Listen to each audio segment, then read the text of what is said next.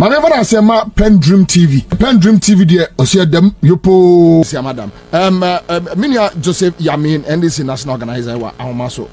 Onia akwaba. Yeah. Boko dia minia.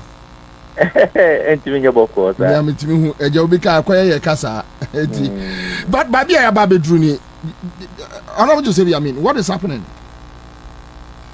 Well, we'll be a medase. What is happening is that you are Duffour or the party na kwa kujina court. Say a bride de baba to a bar a bit near elected or no as a flag bearer of the NDC. Tell the open one. Sabre and Yen San Chincon and him. And the car party na boni adinina. Oh no, and asem. Into the Yakwa kujina court or the injunction at two. Abato no so say na me aduma on the 13th no abato no emaso na answer na electoral commission letter we in be okay. So let me ask you, enti emaso ana ebebaso based well, on that na party ni position. So electoral commission no the can send a signal say ono de nya de oba conduct the elections. And you know that without the electoral commission, it's very, very difficult for party to have its elections. Until the determination of the matter, now we the position of the electoral commission there, and the likelihood say embassy is higher than say embassy, but party ninya official position on that because the legal team of the party Nugusu almost study the possible moves on Bayo to see say, if it is possible say but there are 2 working days ahead of the elections Ochna and Echinachi and the legal team to advise the general secretary of the party as to say I'm sure by a China official position will have to come out. Okay, so which means Meno Kasa says here no, you are not clear on whether Saturday is a done deal or not. No, as far as electoral commission directive is concerned, like I said, and yet clear, but it's an injunction. The legal team is trying to see if you're here matter no earlier than the stipulated time, so that whatever defense in the world to have you seen have you seen but Honorable Mami Musa Osadewe, okay, say Siano, what do you see? What do you think is happening? Well, I am in Wangwa, you see, I want to say a woman. I'm a dream where I don't want to believe that Duffuor court on the genuine basis say NDC for and that or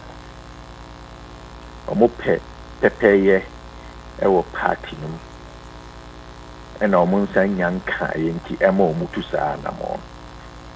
Because this is a processor, so fair, so clean, so transparent that one was say anybody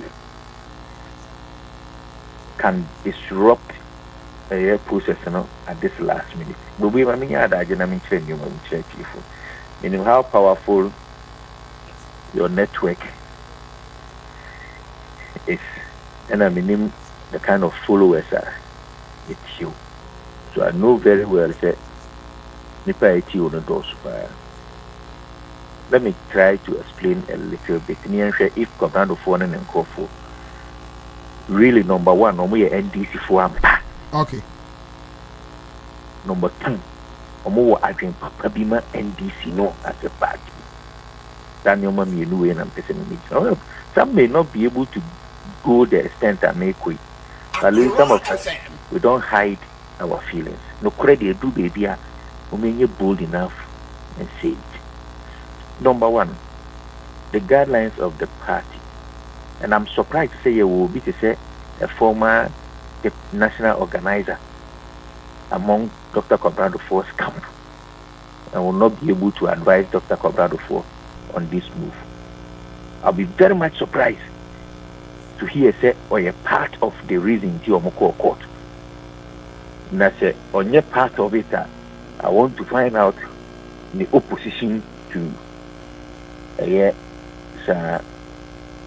Anamoyo Mutuye. Because NDC as a political party, we deal with delegate list, not photo album. There's difference between a delegate list and a photo album. Delegate list, name, position, and if you are lucky, you get telephone numbers attached. And only idea to Abasa, including the last about 2 year elected me as the national organizer. In the guidelines near they go to about it. It is delegate list, not the photo album. Photo album a secondary. I mean, I'm saying we are to be blamed. Yang as a party, we are to be blamed because Obian share and it's not false. Yang bibi money fair man broso. Then we say we are going to add the photo album to it. And this baby away. When we took over as a national executive, now you decided say no. You may have both presidential and parliamentary elections on the same day. You decided say you may no in the month of May and near the year. We started the process. It could be a nomination, and you say. Then we sat down and the national chairman they are thereby said, can't we develop a photo album? Yeah, update the data. Can't we use photo album instead of delegate list so that aspirant be it presidential or parliamentary to say Nipana Ebetua Banani, I don't know, real people or whatever. Then party yet say fake this idea, so we can do it, just that it will take some time, very hectic.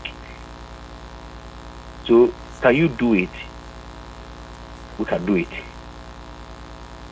Now processes is very hectic in the sense that there also be a photo album. There are only 2 means of doing that. 2 means, and then they say over call round again. Na party phone will be adding a passport picture. Abba. Near Sas, the passport picture now come bomb form, so a form, no free on with the call album, yako scanning, yako all these things, which will take us a minimum of 6 months if we want to do that. But the easier way, and also Krano will take us 2 months if yenya every corporation. And the easier one is that yenya photo voters ID card numbers of every delegate. Yenya. So with this all engagements, not Duffour and reps you are aware of these processes. Part of it. So there can be any processes at them because Abani Ekotuono is not photo album, it's delegate list which they have. Yet we want to do then I will give it out to all the aspirants so that at least delegate list you can still confirm from a photo album. Near the ama easy, so that easy will not have any difficulties when challenges of Bobi Empire or no and no. But this has never been the issue in any NDC Congress or conference. Now, as at 2 weeks back, now the electoral, the Department of Elections and the party office, a brief fake. Now they have sent 220 completed photo albums to Dr. Duffuor and other candidates 2 weeks ago. Because constituencies, as and when they bring their data, near the IT phone, then they start to do it. And Martin and Mabawa at the party office for more than 1 month developing photo album. So when you bring it, constituencies, and as I speak now, will be Dr. Kwabena Duffuor's own constituency Kumau as a tenra afina no model data everybody. Now Kwabena Duffuor no ankasa no on submitting the photo the voters ID card and man the constituency and yet me develop a photo. You don't mean it. I am telling you. Honorable, you don't mean it. You don't mean it. You don't mean it. I am the national organizer and I'm telling you this. That is why I Mebao, say sisu e wono sisu dua bi mame. Me see. As at Monday anopa. There are 4 constituencies in Ashanti region to complete the entire Ashanti regional photo album. The 4 constituencies, back where Dr. Kwabena Duffuor's constituency Kumau. No muntiminya omu data complete to Senate. And because data no omunya every delegate to come with the voters ID card number. Na yetimi di ama IT4 na timi akọ EC database mako yi obi a picture e di atoto ni din ho ne ade ama ya a complete voters album na Kwabena Duffuor etimi anya bi e di akoto aba e na odi akogina court. So his own constituency is not resourced to be able to gather this information for us. He wants to be a flag bearer of the party. And that Ninsantiminka photo album in Nanwa, he has the guts to go to court and say it's a party now, mami photo album. When his constituency, which he is part, which is supposed to be a main financier or a main supporter of that constituency, doesn't have what it takes to get us this information to be between. I am very sure say Omutu and Amoako Court, they never knew that their constituency had not produced the data. I bet me completely at the amount. So why would you do such a thing to embarrass the party when you know say constituencies now and far national for do not have what it takes to develop an album for you? Okay, that is the state now. In Timing 275 constituencies because Kumau had not brought it. As at Monday, I feel no modi ever. But as and when ebebano, then we give it out. But we are making central regional vetting 1 month ago. On the 3rd and 4th, make a central region are ready. So I went to the vetting with central regional voters album. I handed it over to them because central region for Omagada Omudita and Nadiaba. So we've done it. Get the amount, including Dr. Kwabena Duffuor and Nkofo. So 2 weeks ago, you had 220 constituencies. No, Omudi Aba, and pushed it to you at least to have it. In addition to the delegate listener will be that Adam. And as and when they come, and you have just said it, say 4th, you had a copy of the voters voters album on the 4th. On the 4th, we an updated one from the Edemamu in 2 weeks back. And interestingly, the platform I had Sunday at the end of is still there. The election director of the party, Amate, or forwarded at the end through WhatsApp, as me through WhatsApp.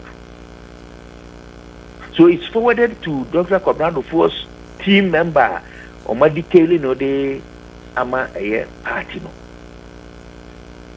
It's been sent to him, no acknowledge 2 weeks ago, 220 of it. Why do you go to court and say, Unsanka photo album? When you, in fact, you also know that photo album is not what is going to be used for a year. It's just a secondary matter and material. With or without that, the elections must go on. But Bobby, I know any issue crowd. This is not my issue.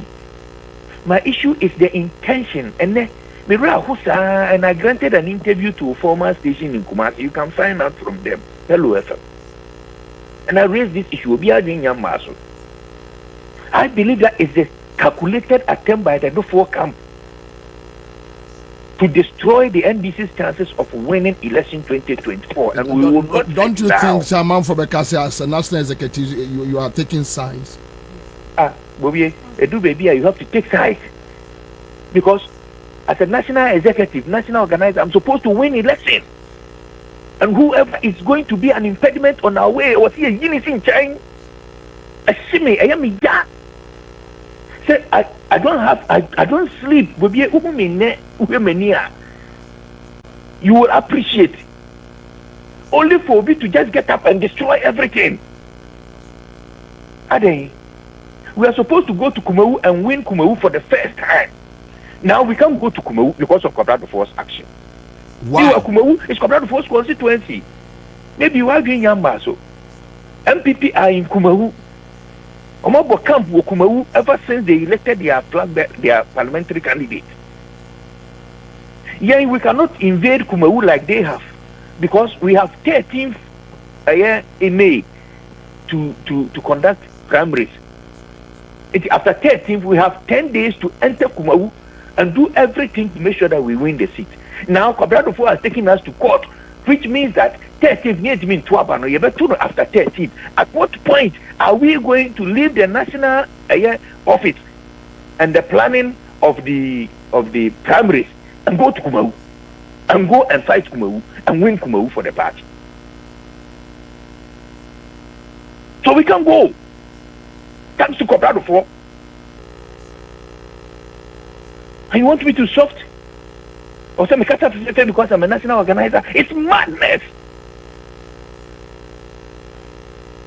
Accra FM. Do they really have the party at heart? And yet, the 20 years also sign your manuma way so. Now we have left Kumawu to Kumawu executives.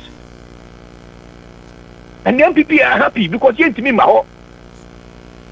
Did Kwabena Duffuor and his people consider all these things before taking an action?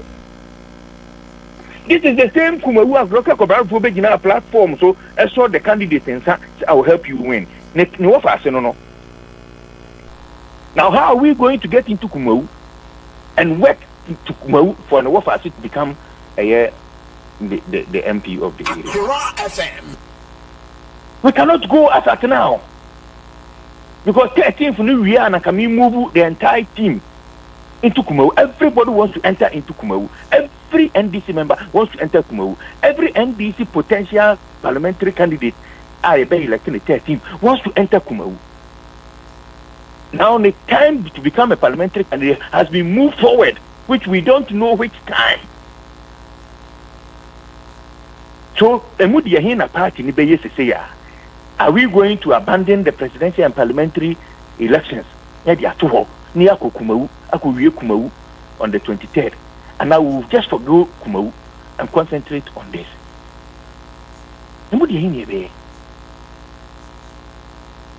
And you can't tell me that Dr. Kwabena Duffuor and his people are not aware of this. The consequences of the court, which is baseless.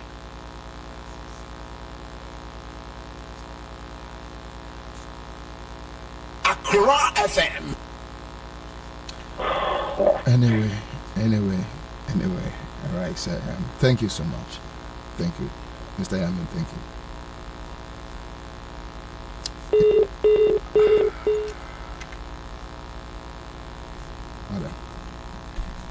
Bobby so we there what here free organize and chain. Ye nyina ye raho. But asaya manage. Sɛ saa nneɛma wei apie. Sɛ bɛyɛ saa 2024 yi deɛ yɛbɛtumi atoto yɛ nneɛma yie ne yɛngye nkurɔfoɔ ni kɛkɛ. But ya meka sɛ nyɛ me ya meboa.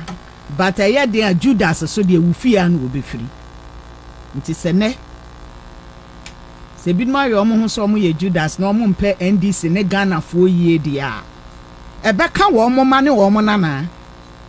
Udua oh papa no me papa na we oh saa hono na me bi oyi NDC fo e ma ye da na oh kobra ye be fa hwew e be affect wo mo ma na wo mo nana no sha asema Yamin kan adenti na wose yes wow constituency one kasa constituency wonim se ekoye by elections wo pe president adi wo pe se oye ye leader enti anya okra na nka ababu ayen ami agi sa seat no enti question ne say wo ye saa na MPP phone retaining ana. And you are questioning about the photo album. Wow picture cry my. Am I? Wow picture. Am I?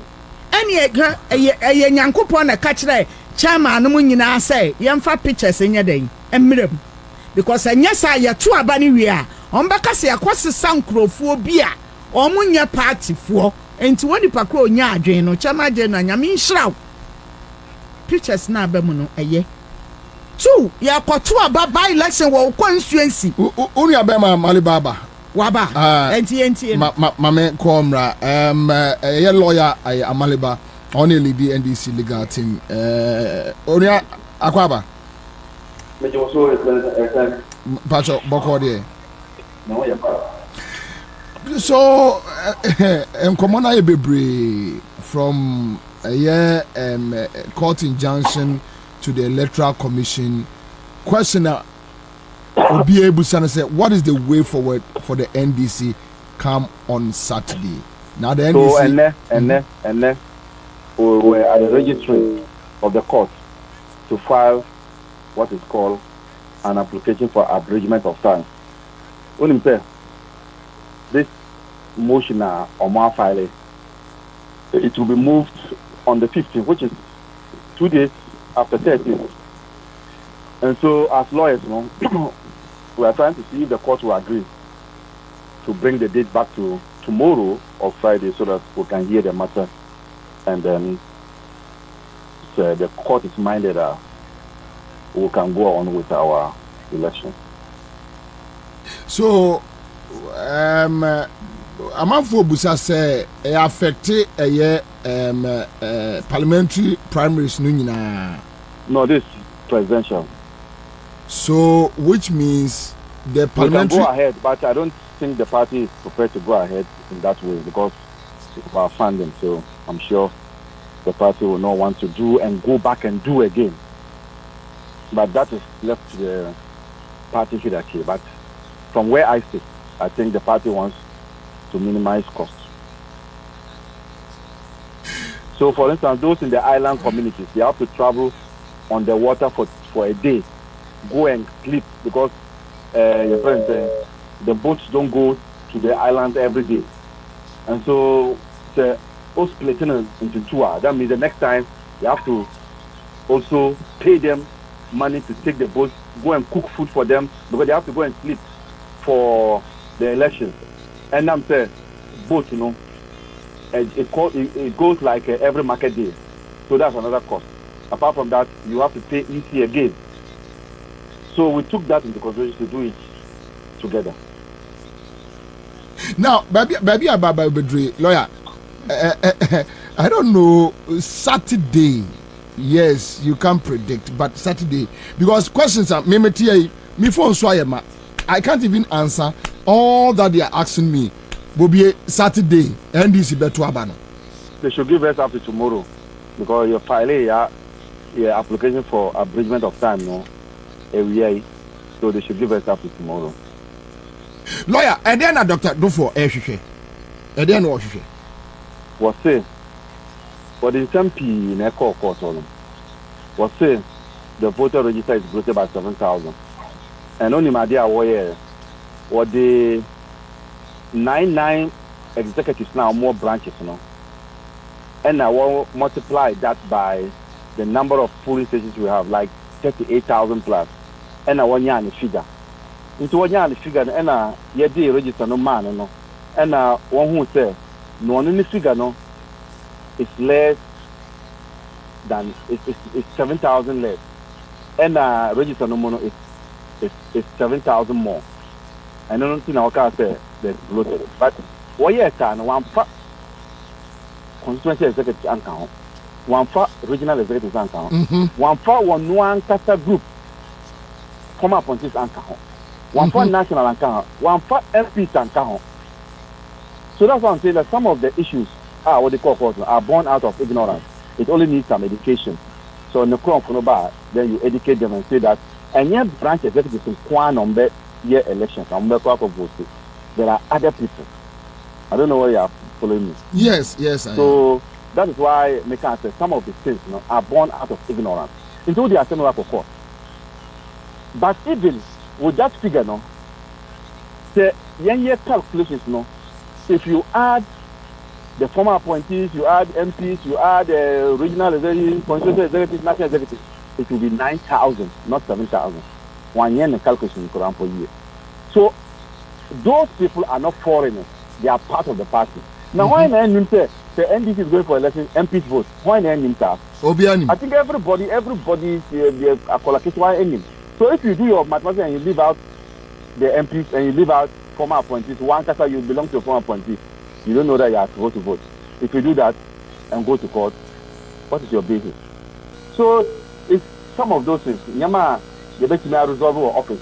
Wajana for court. Now, sir, the mayor lawyer or the party in the court no. Or back to the party be catch them after on one foundings here was so fine. Or back to the party be catch them. Yes, so Monday, Thursday, last week Thursday, yes, share our money now. We don't call your meeting with only one group. Oh yes, our credibility is at stake. We'll call all of you. But now our program, then you put across. So Thursday we had a meeting with them. Tuesday we had a meeting with them. No, this Monday we had a meeting with them. And Drew Wednesday, like we were supposed to have a meeting with them. Omamba. So based on that,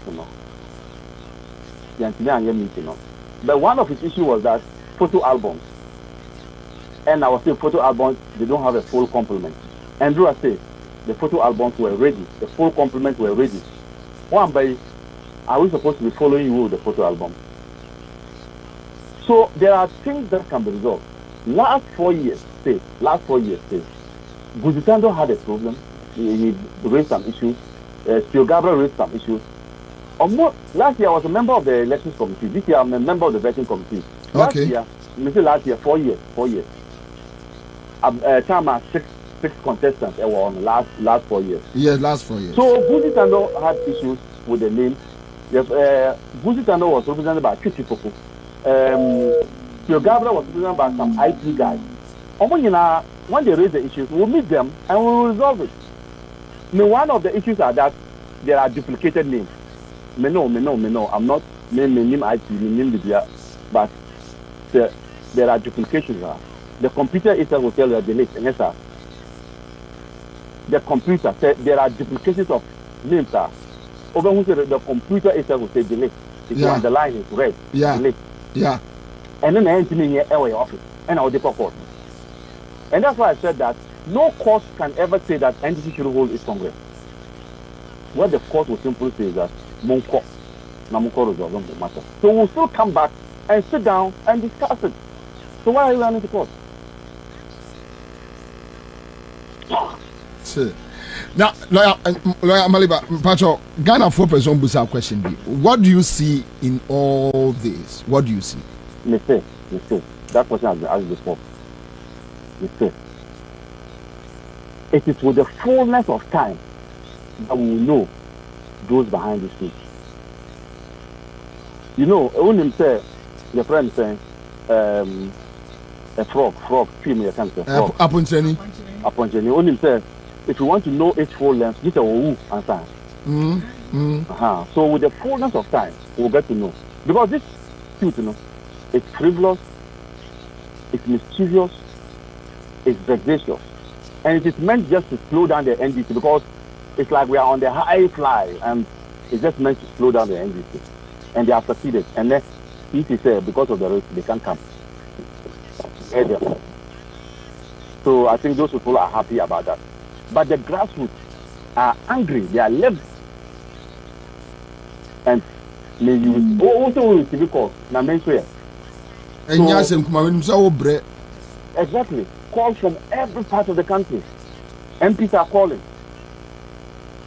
Friends are calling. All over.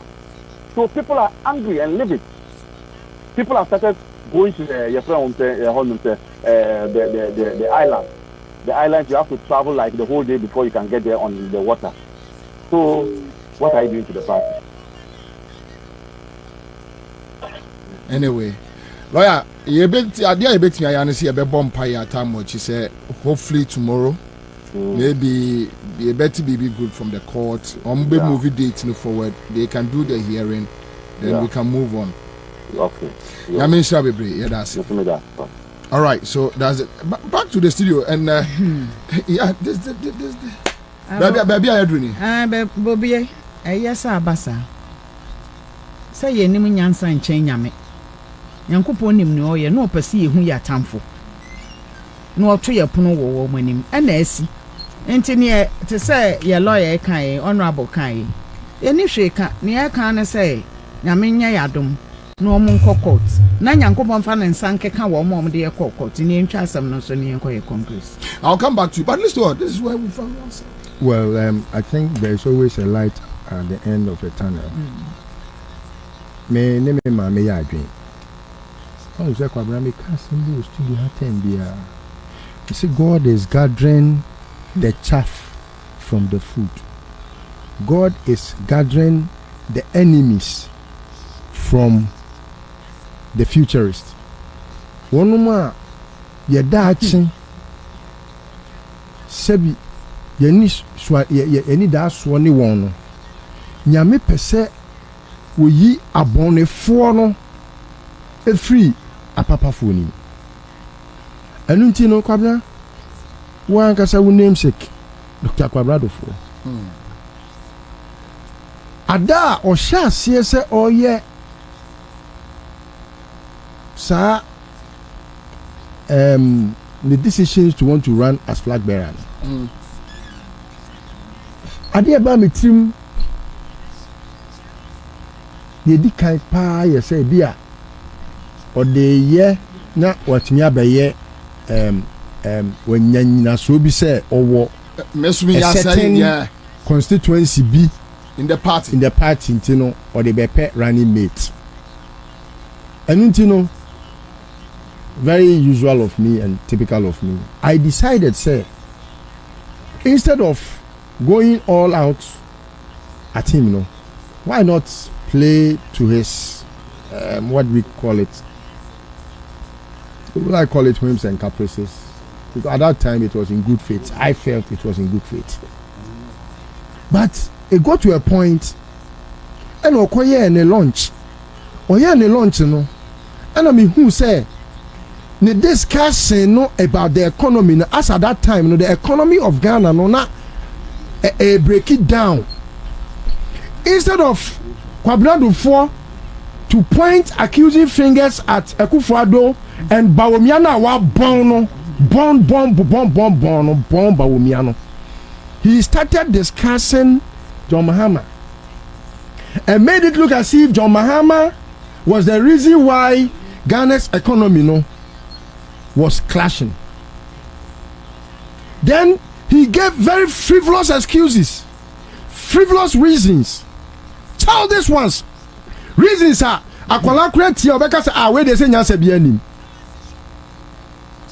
Say economy no started say come from John Mahama pencil. What the funny say granted enuntina ye two John Mahama aban guye. Ye two na aban guye no. ɛna wɔn wakɔgye IMF facility na ɔkɔgye yɛ no ɔgye mu bɛyɛ sɛ 300 million the rest of 600 million 300 million no kora pɔ ɛbɛtɔ futuo mmiɛnso wɔ anim po ɛna ogya ahɔ kɔɔyɛ ɛna Akufo-Addo na ɛbɛ inherit sɛ sika no IMF sika no ɛbɛtɔ futuo mu aa te sɛ deɛ wakɔ nsuo agu kɛntɛn mu ɛhɔ a na sika no nyinaa yiraayɛ ɛna ɔmo di sika no na ɔmo ankasa sakɔyɛ another year extension ɛwɔ IMF. Yeah. Wei ɔsɔ ɔyɛ economist o Duffuor ɔsɔ ɔyɛ economist. Wɔn ho sɛ Akufo-Addo nom ɛna ɔmo inherit sika John Mahama na akɔsrɛ ama IMF de ama yɛn. Nanu ya deɛ what broke the camel's back ɛma mi ba ya na mi bu afunu no dendenden no. Yeah. Wakɔyɛ TV3 interview. Still wopɛ sɛ ɔkyerɛ sɛ Ghana problems no ɛyɛ John Mahama na ama naba. Yeah. ɛhɔ na mehu sɛ ɔyɛ fo bɛn wa yɛni bi ɛsɛ bɛnfo so ɔbɛyɛ wɔ na wanyɛ ni bi na wankɔ mpaebɔ amfa Yesu mogya nka n'anim na wahyɛ yomo na nka n'anim a bɛnfo no wamfa Yesu mogya nka n'anim a wote hɔ na bɛnfo ayɛw bɛnfo a wɔhyɛ yomo wayɛw adamoni honhom wohwɛ Akufo-Addo ne na wɔn ho difference aborɔ mpanifo aborɔ wɔ mu tirim aborɔ ɛwɔ mu tirim nkɔkorafo a ɔmo di aborɔ asɛ nkwala daakye ɛnɛ wohwɛ ɔman yi a atete apansɛm yi a wɔne gye ho sɛ wobɛkɔ ama aban ayi usu sɛ fa sɛ wo party na NDC fo nso kɔ ɔmo ka ho bi wei wɔba party mu da bɛn a wei aburokuma wei wɔba party mu da bɛn wɔnyɛ CPP ni mimi nam nyina mini sɛ ɔyɛ CPP ni ɛnyɛ 2016 2020 ya na mo kɔ ka sɛ ɔmɛyɛ campaign ɔsɛ ɔyɛ businessman ɛnyɛ 2020 ya from way back to even 2016 ɔsɛ ɔyɛ businessman 2016 wakɔ kɔbɔ Akufo-Addo no ama ne Duffuor mɛfa yɛnkɔ ayi akwasuam ɛwɔ kumawu hɔ yɛnkɔ bɔ dua na ɛrɛsadeɛ bɛtena a ɔyɛ na siegefo nyina yɛde bɛda ase Akufo-Addo nom na ɛyɛ saa Akufo-Addo nom na papa panimu a wo wanyini kyɛ Akufo-Addo ɛgye sɛ Akufo-Addo kura nim nyansa kyɛn otimi yusu wanyini kyɛn no onua kuma wabɛdi akyire na party ma okwan ma medi o manim na me kwahwɛ ya wakɔkyerɛ sɛ Moses kura odi mfie aduɔtwe na odi Israel fo na Moses no wahyɛ yomo Moses no ahyɛ yomo ada yomo ni edidi president wahyɛ ma me kura ya no me hye o kura wahyɛ argument bi omo bia it doesn't sit Kwabena, there is not a single argument that makes sense. There is not one. Boni ba intina penifo bu baby aya mo me pay attention. Penifo ma mo na mo kan say agri boni ba ekwatire mu a oto onwu a wabetom. Hwe senka Duffuor betimi enya ebi kura afa ne say 1% a Kwabena enne ye koto aba na enyeye zero kro bebre amanfo ani abre o zero anger people want him to have a negative actually say or the party ni cracker before or the abeshe party for mu ye mu bi campaign under gas na baninya in future no bebrebe aye ne Kwabena studio ha na Kwabena ye junior ho advert me ntimi nya bi me na makọ constituency ho ama constituency for no e ka kire me say Duffuor Junior Ede John Mahama bana aba bebo constituency nimti no omo nim say Duffuor Junior e support John Mahama enti ombe to ama no enti omo ka kwensini ana omo say communicators ne baako e de letter ba e be kire me say na letter we e authentic ana the question letter no be have share me because me hu letter head no say e free Duffuor Junior office e na e ba say ono no sa billboard kese na omaye no enyo na yeye na onim kofu krom yeye no mse se sa na tie dia na se wo support wo papa ja John Mahama dia ye di krom hanum yeye John Mahama fo wo papa no dobonso ha on to me nya vote ba ko pekura free ha enti so do papa chi de na e koye ntoma oba ba ko bi ka ho woni the incumbent no adomako na se se o mo pre vote ne ho akwa ba ko kra do se sika bi o de baba bia o meje adi no matter because kanu party no na aboa wo na wanya ba bia sie na se wo tene wiase na wo di wo yam sebi di wo yam abro sei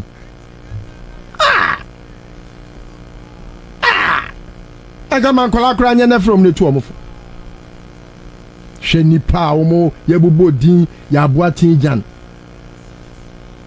ede na Muhammad ayewo otan na ya na mun kan Joseph wo ofa ya aboa tin jan me gina ba bi bompa ya be so mensa mpa ya obo no obo ni sen nyame onti adeboyefo mpa ya adeboyefo mu bompa ya akodi bone ye kume kransa we chasa 2020 ni rojo ye na ye plantain la ye plantain la rojo ma rojo ko time pasa white time court no crack e can say rojo kwasna ba bi no mo nko ye zoom ai oso jimi na ni sen kwasa se no be kanti ahwe a court ho no opie free wa kofo be bro no enti ama na o be kanti ya say ai me konum tea na ya ma me biscuit aganya kwasa se we capacity for mo NDC na mo revolution me nim ba bi free em say ko da bi no kre on ewiase yempe ankasa de we ama ankasa de we ama ankasa de we ama nke ye hu no kre no ma me na ma hu no kre na se ya se hu no kre no se da bi revolution enko ye we mu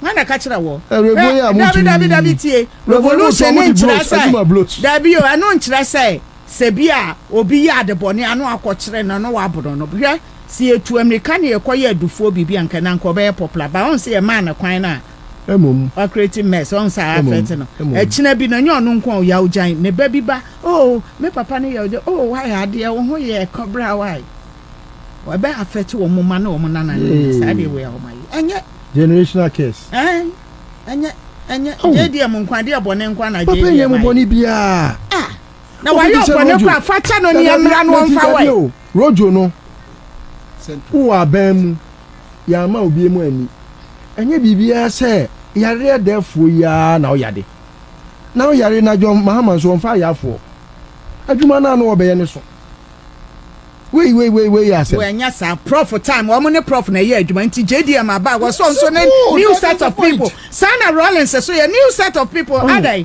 e compulsory ana nti se mo asem ma future adai nti na wo se ba na sa na we say na beto be onkofo mo ye campaign na hwe obi ti se rojo hwe obi se Frips bafo hwe obi ti se ya aboa tinjan hwe obi ti se kwekwa anyi dohu ayi meet by ray ye friend sen alote sefa ka mechanic ai mechanic utim se ba mama yesesi sanka yanyi Judas anyi Jesus amanka masa we no mo yi ama no se no ebe mo omo kro mu di wo machi no ombe free wo machi ama nkrofo ato aba ne kra mo eyeda na Duffuor timi bobo asankrofo na wo sheda enya so sheda wo mo abufuo wo mu and will take advantage of weakness no and a basa one shada what trust and what plan kama no so when no na muni JDM wasem and what peke wo mo and I will so bebre ne prof ye adwuma sankrofon pepre ne prof ye adwuma nto mo fi say ye ne prof ye adwuma wo se ne JDM ye adwuma and ama so de ne enso ye ma ne nkɔ kyena enso anka mo ma ne kɔ ya anka mo ho atom kabra aden just to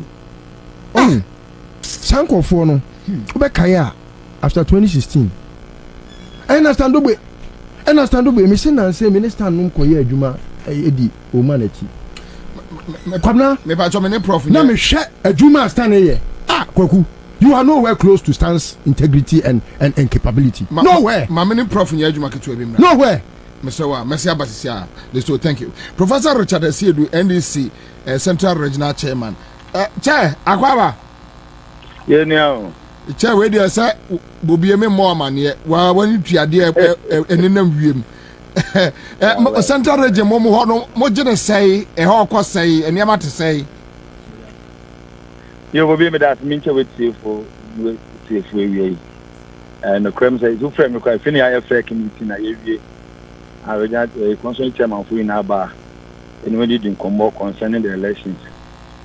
Yani OGD, say a party in for once now, then the tobacco, or take the party into ransom because your preparations are here for all these years. Now, the private last minute, I can bear 3-4 days about elections. Now, all the Tabonco to elections, you know. We believe in their leadership.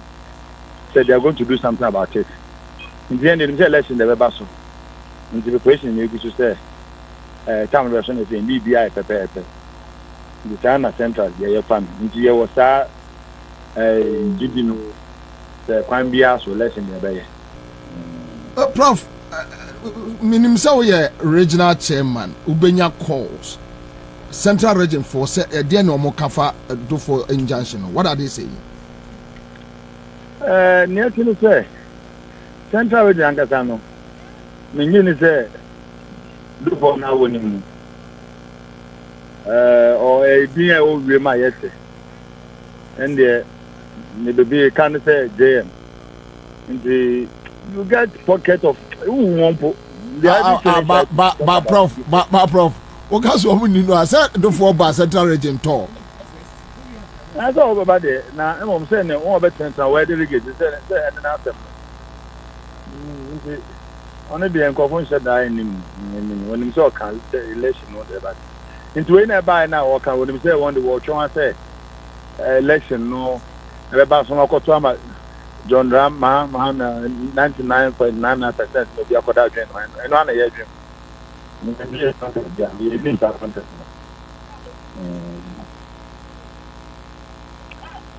But Chairman, as an Abekono, what do you see? We see it as unfortunate. It's a stab in the back of the party. Because as a democratic group, you set rules of engagement. Yet nothing. Just share your man to last minute. Now, one person to dissolve the whole process. It's quite unfair. Because those who follow John Daman Mahankwa say, you are disturbing the grassroots. Look at a lot of people who are contesting for various parliamentary primaries in the various constituencies. Look at Central Region alone. 50 states aspirants. And look at how much they have spent. Look at their up and downs. And one day you just turn up and say, what the young shall to now? You see, it speaks a lot. They are more behind what we are seeing now. And see, the only part also here official Esano. It's very careful because you are dealing with millions, over 6-point-something billion people, and it's not good. It's not a good omen. But this will not disturb us at all. You know, sir, for the road to victory, there are a lot of blockades, but we shall definitely get there. We shall definitely get there. Thank you so much, Prof. Yeah, that's only Accra FM Citizen Show. I can send away. All right, so I'm moving straight and call Eastern Region. Na men konkodi and komok Accra and Fluor. All right, I'm back to the studio. Quick one. So yeah, listen. So you see, métier Joseph Yamin and a métier lawyer Maliba. So tie Joseph Yamin the commentary now running here now. The deductions are that one, senye adwen bone pa na eba akratiri mu a something that is being done because the album no the 220 constituencies in the crowd dem a wo no na wo hwe album a ye de ato aba ewo constituency ye de ato aba wo regions. Yes, I better about national. In fact, we began the elections from the polling station, which is the branch level. And Abba ward, ward, and I call constituency Naba Etino, how on earth would you be this pathological liar? How on earth?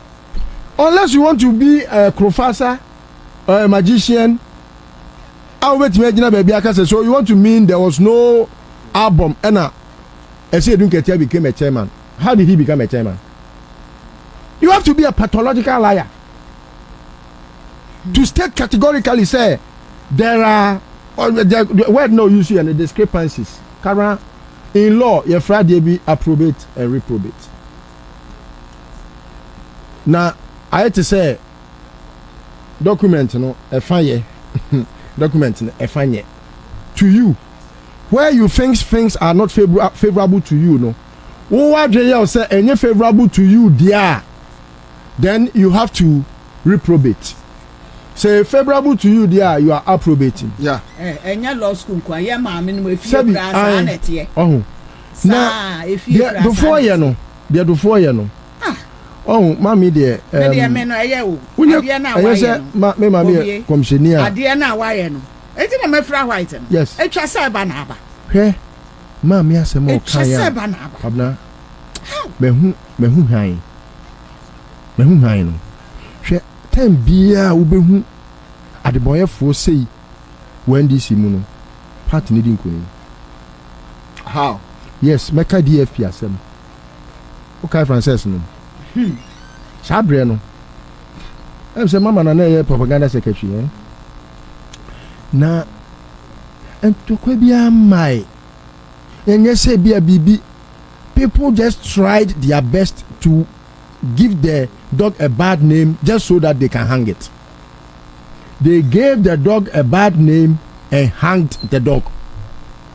NDC and Paba. Sabre me the name the mum. Let me feel say NDC e clash here. Satam me ba hard boy. Me so make be. Those times no. Na me ye hweuti. Oh, as a journalist, people were not fair to them, but I played it fair. Mommy meboa. Was I not fair? Baby, oh, no, my gumbe ne fire. Do baby I the baptism of fire. Yeah. But those times, no. Now I am they say there had been a clash, but the party came much more stronger than ever. Look, it shocked everybody to our marrow. All of us, Mekai, those times, Chema Yamankwa. I say, Nanya Kofu in Ekun. Kofu Mukuna says, Omo party, no. All of a sudden, and that magic wand came from John Mahama. Obekai, yes. No, no, communication. On it, Mame Hanatete. Now, we're in charge of communication. And this had no, now, I was so about Fox. When you say Yahuma Te, Amuna Monosu. Yeah. Ahumanete. Mosheda. Oh, there be Ahumanete. Mona Mosheda. When your platform and at that time, no, now he was an icon or Kasa. It resonated with a lot of people. He was like a gentle somebody, very differently from how the NDC communicated in the past. John Mahama made a magic wand in communication. Kone Hanatete. Enti yesa one yesa tin ni din say ono na be running mate. Afi de mama part afi no nam kumasi jom. Mumi enko pache. Your two first round no. Omo ni say Prof Elusu. Okay, and so Mahama came to Kumasi to do a certain job here. Kwabena me come na be abesi so say de nyame ehira no no. No ehira no. Ye money bia. Nyame ehira wa no ehira wo. Hwe de akwa ba besi a Sabi ene enframa ho akokoto Duffuor ene ne twada ho obi ehun se party na no pese o sen obi ehun okay se party na no aboaboa atuate dom ano atuate dom ayi Solomon Kansa atuate dom ya boatin dan no atuate dom fo no wase se o nyina gu atuate dom camp se mon se party no. Okay, so I'll come back to you later. Now there is this argument about John Mahama, a day and or the Baba, and I think I have a video clip with me. But before let's look at these figures. ebi asa figures to ebetimi aboa Ghana for more. And over a Facebook page, I bet me a pick here your figures, no, so that at least also the bachelor or man for what, and because ebinu nam claim say I say omono na fa atamils free a year sebi sumuna so and the atamils be president and na the NDC winnie ye and obia amwa few omo. Okay, so a year figures from 2000. All right, so we have some figures here on our Facebook page. That is 2000 elections. We'll share a year figures we had 2000 elections. John Atamils as the flag bearer had 2,750,000 plus, representing 43.10%. Ora Duffuor enya over 3 million, representing 56.90%. Year 2000. Year 2000 na running mate no Matiamidu, right? Near Matiamidu. So they dropped Matiamidu in 2004 and picked Muhammad Mumuni. Let's check Muhammad Mumuni with Nels figures in 2004 elections. MPP had 4,524,000, representing 52.45%. NDC enya 3,850,000 plus, representing 44.64%. Then Muhammad Mumuni issues came up. It's that time they say, Papa Kwabena Ahmachina or the car go 10 minutes there won't count, so that's it. Okay. Then in 2007, the late males decided to pick John Mahama. And the 2008 figures now is here. Looking at NDC 2008, NDC had 4,521,000 plus, representing 50.2%. Then the MPP got 4,480,000 plus, representing 49.8%.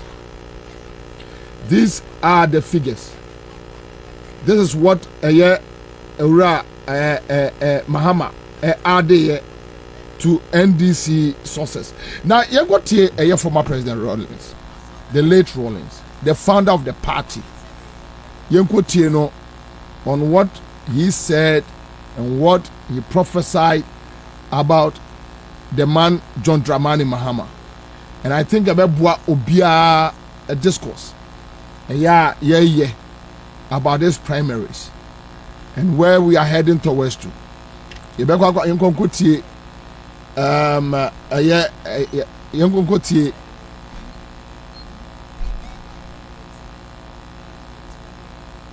Wow. All right. So my memory back, but listen. Finally, we're looking at the figures. Yes, the figures. No. Yeah. So it tells you, Kwabena, say me kote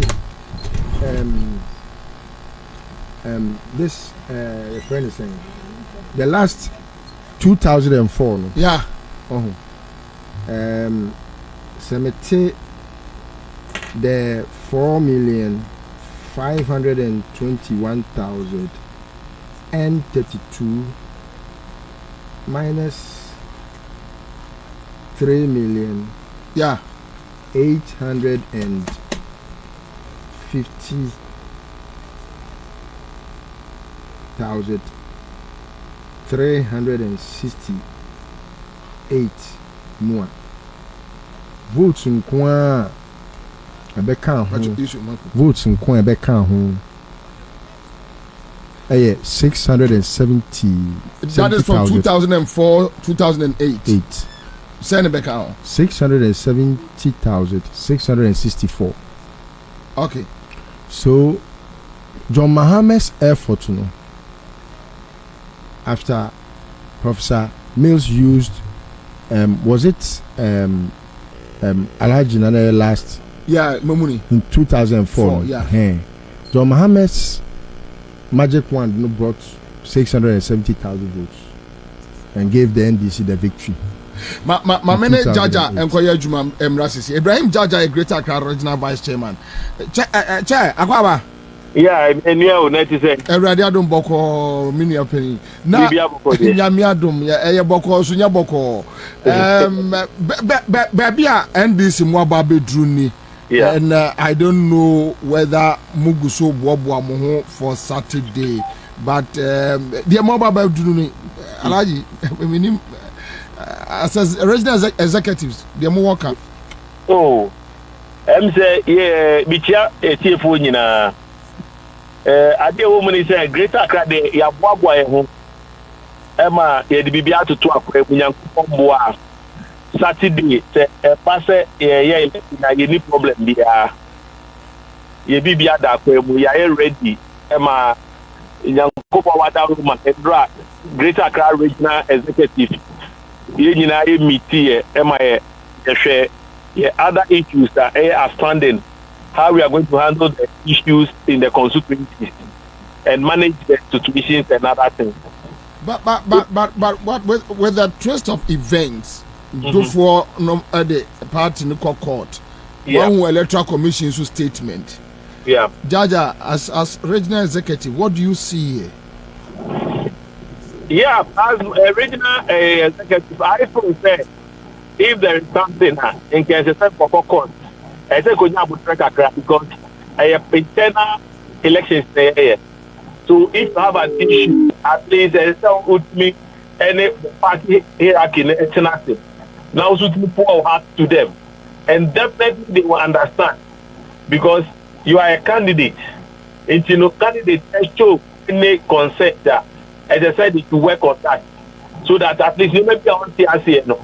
If any match you match they say the reason why ABCD no, no, enuni into obeti nwase, but also if you company the who court, I think akakaka, but ye bonfire say ye penny follow to the government Moses by the close of the Friday no, or meeting me normal issues no, to it me akwe election. Money Moncroft Kasa on the ground, assemble and Monka because him say course there and Mobile receive baby. What are they saying? A dear no more come on Croft for say grassroots very peace. Very peace about issues because we share our aspirants no more contesting now. They have spent so much which obeyed himself last minute. Because campaign in Duffour, they say in the Corona thing, in your man could be. It will be a Kakra waiting about one or the top one every air up and up now. No, what's saying because we say last minute. Now, for the Basta Panama, we have Papa. Oma very peace about it. But we are still coming them down there. Yanko Pomboa, Yempenny for me, Edwia to Aquemo. Send a bay at Ibit Akko. Saturday, all right. Ja, you better ask baby son here the encomo. This made that one say and all right. Me call a NDC voter regional chairman or Mauto Agba Victor. Chair Akwaba.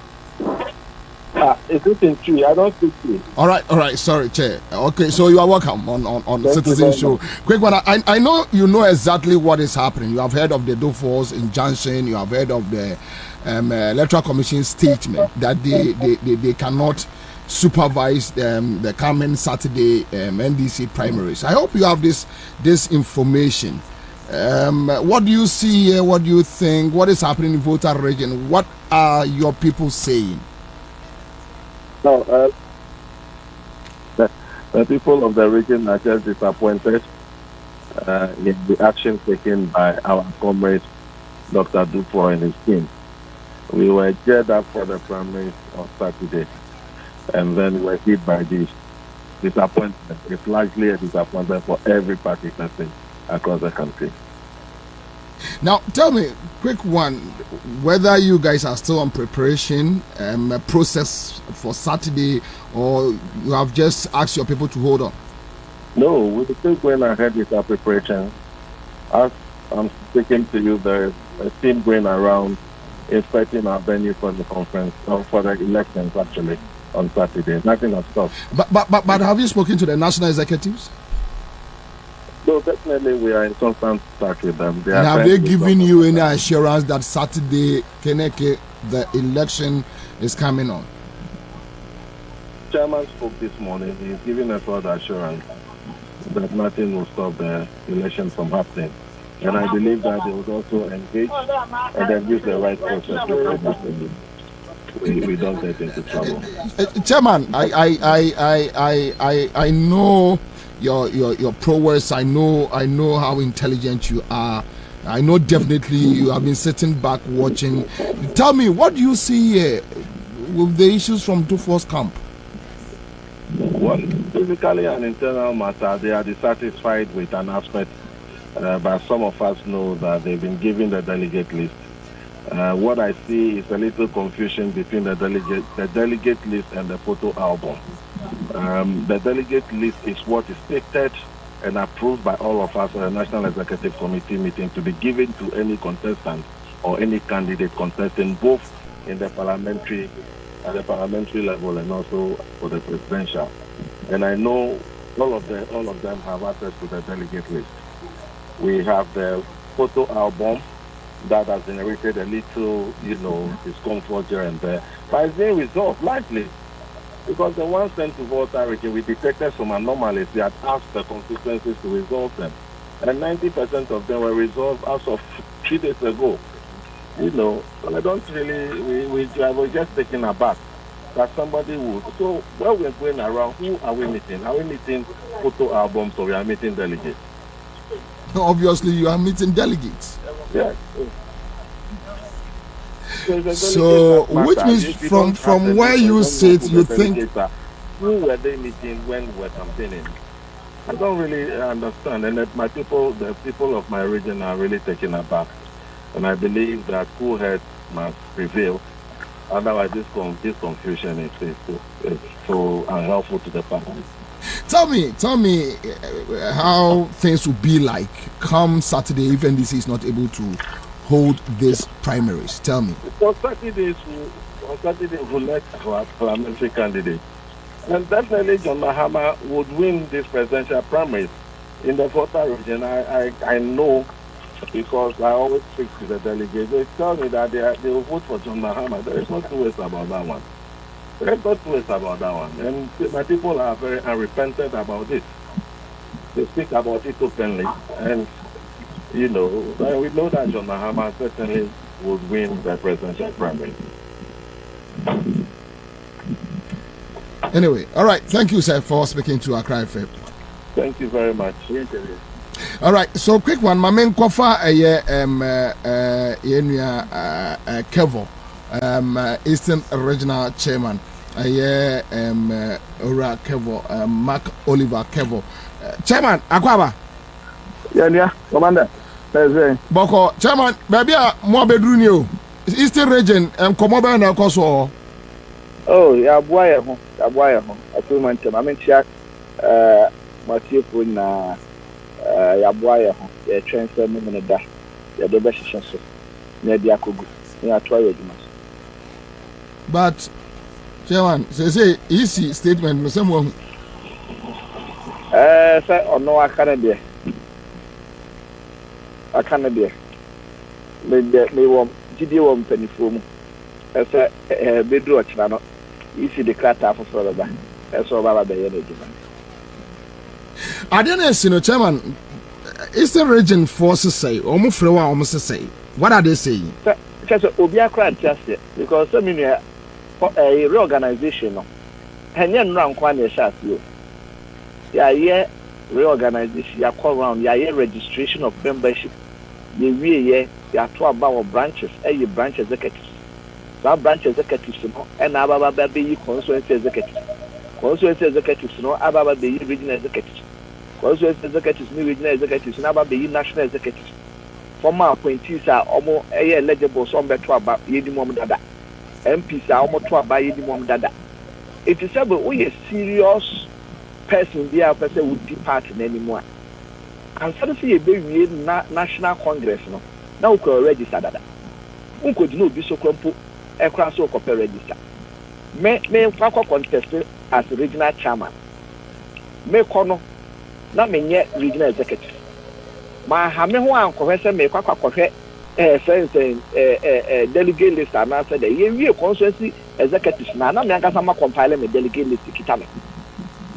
Enti no enianom ne omusu no ye nim ne omusu no.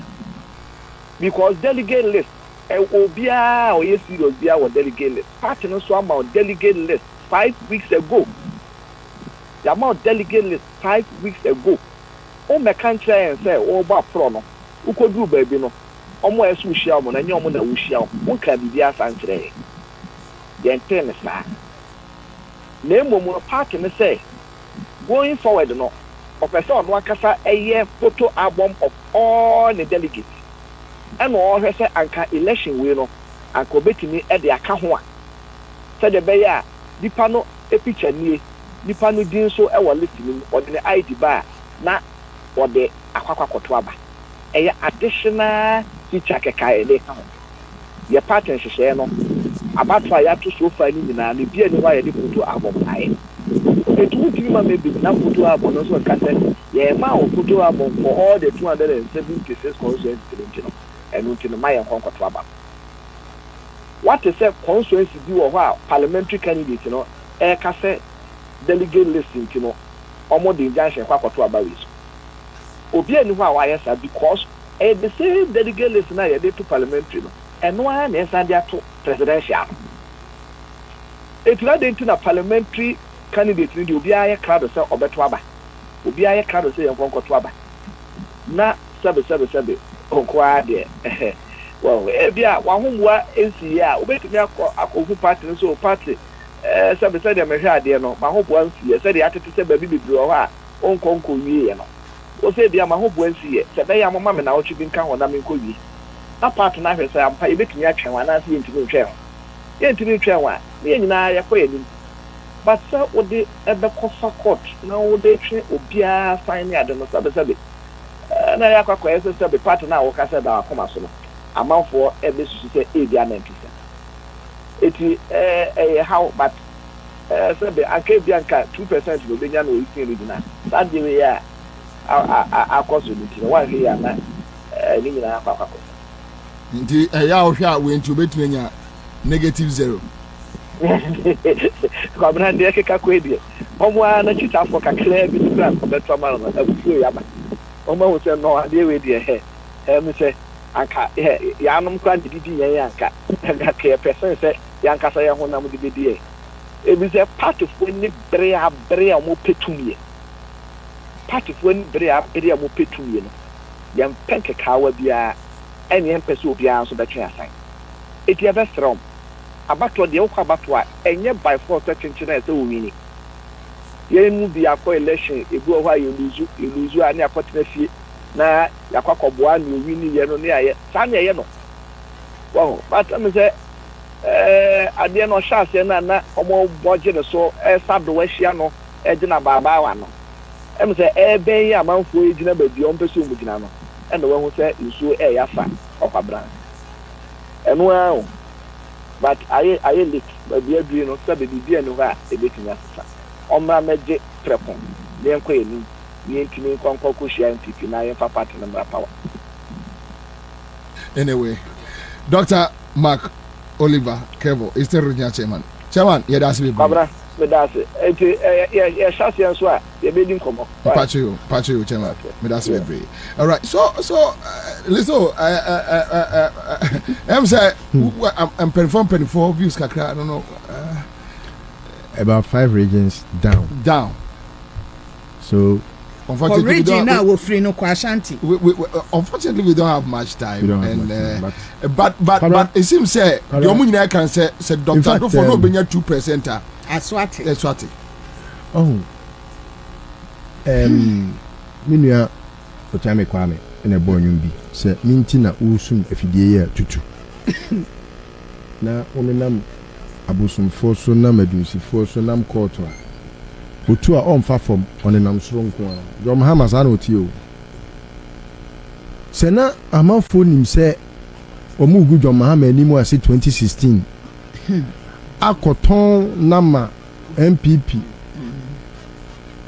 ama nanima benyam se ya nkomunye nam DGSS de eye komunye Judas nka Judas nye because maton 2016 maton 2020 kwasi ani ate agro no agu afedi e mahu se baby a ade ne kɔ no e o se ye kɔ hwe akokra na o hyeda beye ne hu dua broni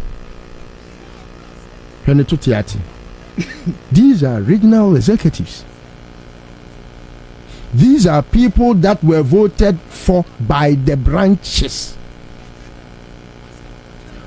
One big question that came from the voter regional chairman was say, "Wo kono na wo hia mfonyini photo albums na wo hia mo na wo hia nipa.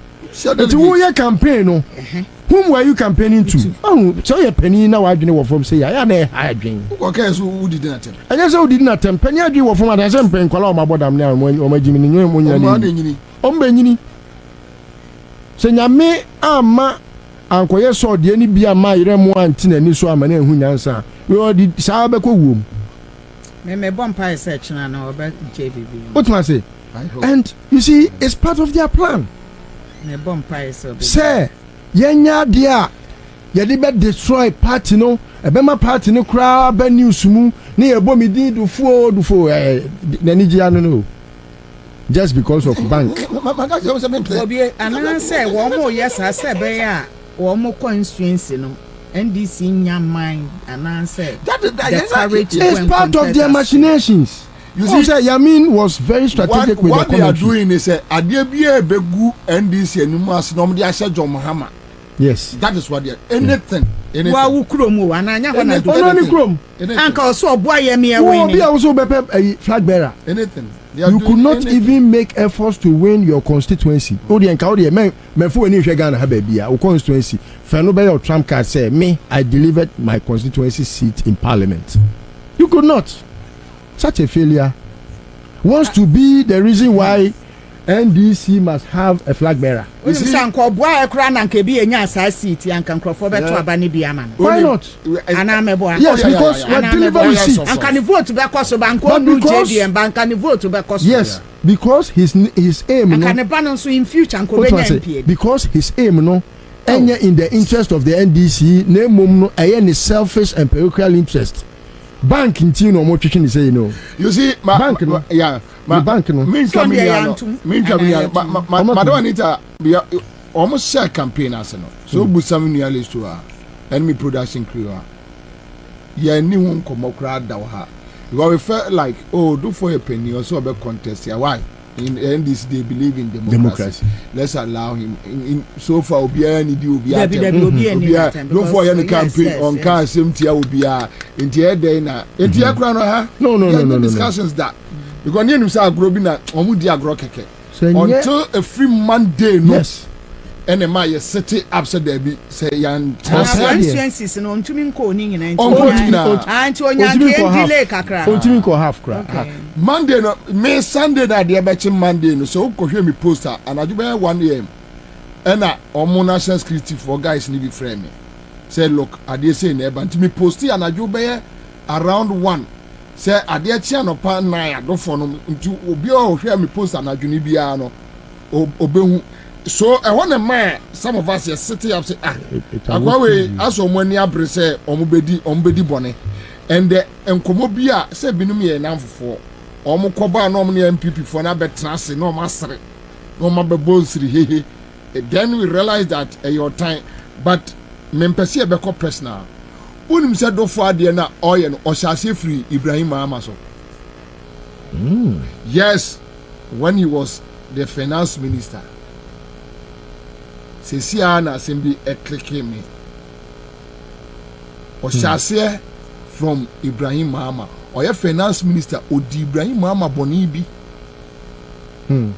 Emma for years na Ibrahim Niema aka ewo port obia onim Ibrahim bia hia Ibrahim a Ibrahim betumi a church asem we mu enti eyade a wabɔ abusua na to time se obeha wo mo odi free JM nua ketua no so ena odi aba JM nua mu so enti saa wutie regional chairman no a we eye non issue. But Miss me wo another view. Miss me believe say omo anu omo ye late president mo Saradem fa na currency. Na ne no omo fi so omo nya na JDM buy a wo mo anya no. Nti na bi omo so do omo ho akobɔ Duffuor. O meyi John emfiri wo na wo omo ho nya den. Ento wo omo. Me pa so ne America na. Because ono wo ni bibia adi dada. What you say? Ti me ye sure say sankrofo na most time omunya me na edru JDM na ya change kakra no ena wo mutumi kwa app me ya wo eye me ya papa. Mame fana sema PENDREAM TV de osia dem yopo